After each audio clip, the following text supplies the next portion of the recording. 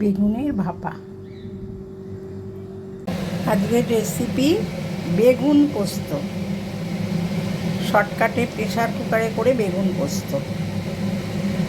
বেগুন পোস্ত বানাতে বেগুনগুলোকে হালকা করে ভেজে নিয়েছি।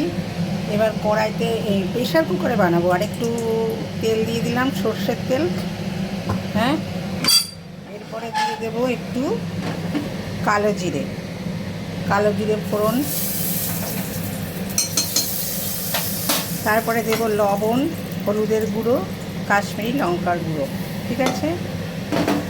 আচ্ছা, এরপরে দেব পোস্ত বাটা, কাঁচা লঙ্কা বাটা। দেখো তেল ছাড়তে শুরু করেছে, তার মানে কি পোস্তটা কষা হয়ে গেছে, মশলাগুলো কষা হয়ে গেছে। এরপরে আমি দিয়ে দেবো এই স্ট্যান্ডিং টাইমে রাখার পর প্রেসার কুকারটাকে এবার খুলে দেবো। আমি গ্যাস বন্ধ করে প্রেসারটা আটকে দিয়েছিলাম। হ্যাঁ,